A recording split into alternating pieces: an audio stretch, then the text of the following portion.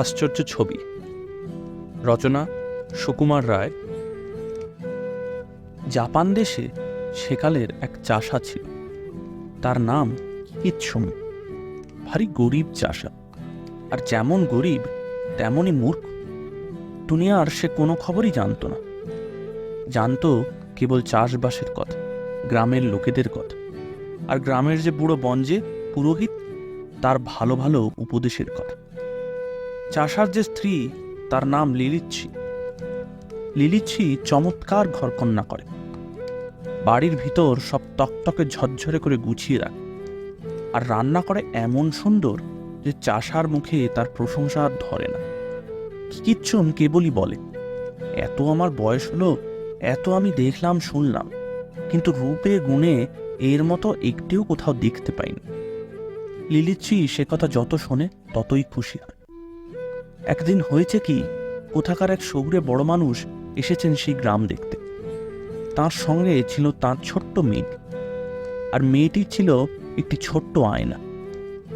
রাস্তায় চলতে চলতে সেই আয়নাটা সেই মেয়ের হাত থেকে কখন পড়ে গেছে কেউ তা দেখতে পায়নি। কিচ্ছুম যখন চাষ করে বাড়ি ফিরছে তখন সে দেখতে পেল রাস্তার ধারে ঘাসের মধ্যে কি একটা চকচক করছে। সে তুলে দেখল একটা অদ্ভুত চ্যাপ্টা চৌকোনো জিনিস। সে কিনা কখনো আয়না দেখেনি, তাই সে ভয়ানক আশ্চর্য হয়ে ভাবতে লাগলো, এটা আবার কি রে? নেড়েচেড়ে দেখতে গিয়ে হঠাৎ সেই আরশির ভিতরে নিজের ছায়ার দিকে তার নজর পড়ল। সে দেখল কে একজন অচেনা লোক তার দিকে গম্ভীর হয়ে তাকিয়ে আছে। দেখে সে এমন চমকিয়ে উঠল যে আর একটু হলেই আয়নাটা তার হাত থেকে পড়ে যাচ্ছিল। তারপর অনেক ভেবেচিন্তে সে ঠিক করল, এটা নিশ্চয়ই আমার বাবার ছবি, দেবতারা আমার উপর খুব খুশি হয়ে পাঠিয়ে দিয়েছে।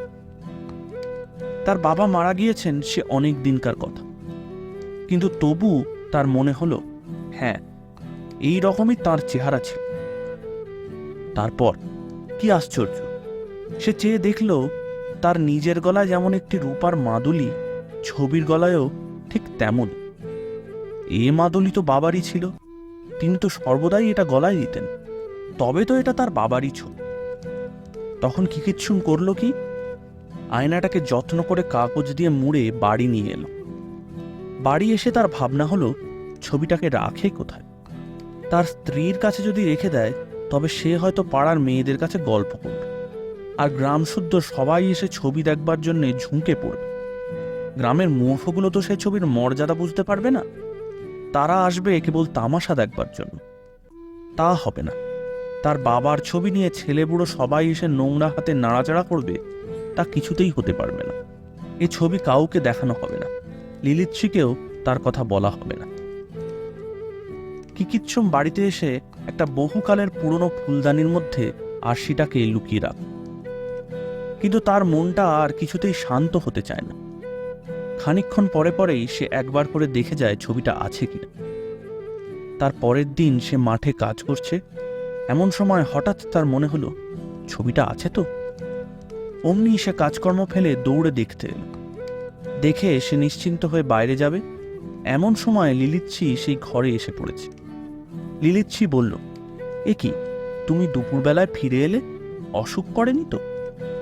কিচ্ছুম থতমত খেয়ে বলল, না না, হঠাৎ তোমায় দেখতে ইচ্ছা করলো তাই বাড়ি এলাম। শুনে লিলিচ্ছি ভারী খুশি হয়ে গেল।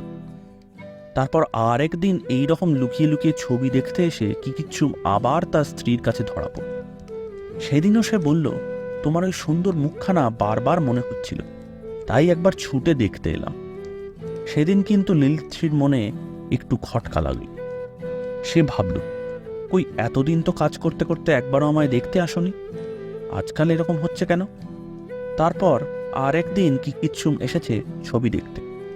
সেদিন লিলিচ্ছি টের পেয়েও দেখা দিল না, চুপি চুপি বেড়ার ফাঁক দিয়ে দেখতে লাগল।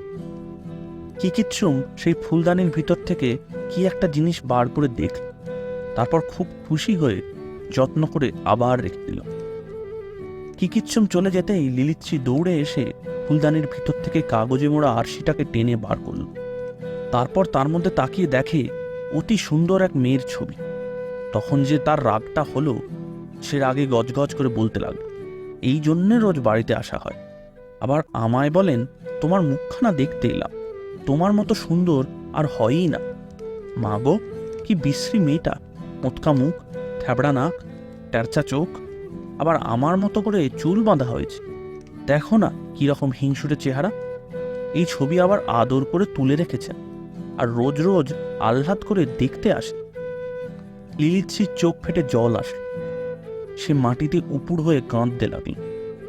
তারপর চোখ মুছে একবার আরশির দিকে তাকিয়ে বলল, মেয়েটার কি ছিঁচকা দূরের চেহারা, এমন চেহারাও কি পছন্দ করে?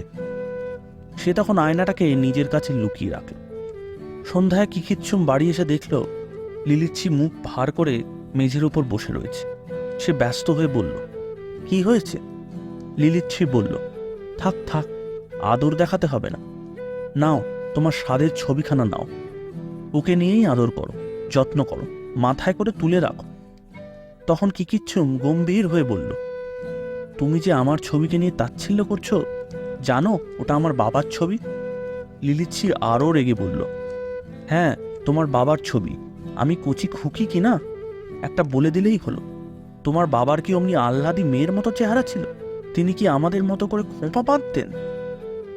কথাটা শেষ না হতেই কিকিচ্ছুম বলল, তুমি না দেখেই রাগ করছো, একবার ভালো করে দেখোই না। এই বলে কিকিচ্ছুম নিজে আবার দেখল আরশির মধ্যে সেই মুখ। তখন দুজনের মধ্যে ভয়ানক ঝগড়া বেঁধে গেল।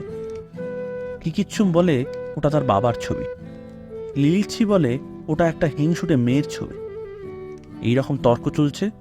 এমন সময় গ্রামের যে বুড়ো বঞ্জে, সে তাদের গলার আওয়াজ শুনে দেখতে এলো ব্যাপারখানা কি।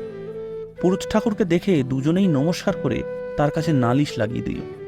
কিকিচ্ছুম বলল, দেখুন, আমার বাবার ছবি সেদিন আমি রাস্তা থেকে কুড়িয়ে পেলাম, আর ও কিনা বলে যে ওটা কোন এক মেয়ের ছবি। লিলিচ্ছি বলল, দেখলেন কি অন্যায়, এনেছেন একটা গোমরামুখী মেয়ের ছবি, আর আমায় বোঝাচ্ছেন ওই নাকি তাঁর বাবা। তখন বঞ্জে ঠাকুর বললেন, দাও তো দেখি ছবিখানা। তিনি আরশি নিয়ে মিনিট পাঁচেক খুব গম্ভীরভাবে তাকিয়ে রইলেন।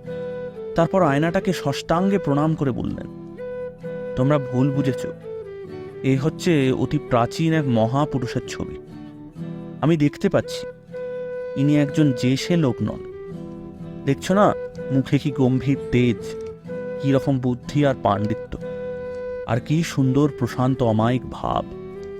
এই ছবিটা তো এমন করে রাখলে চলবে না।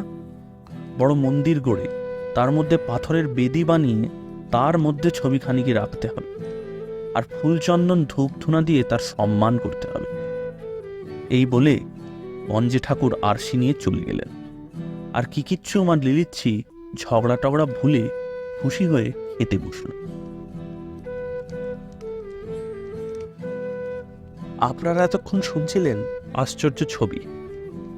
রচনা সুকুমার রায়,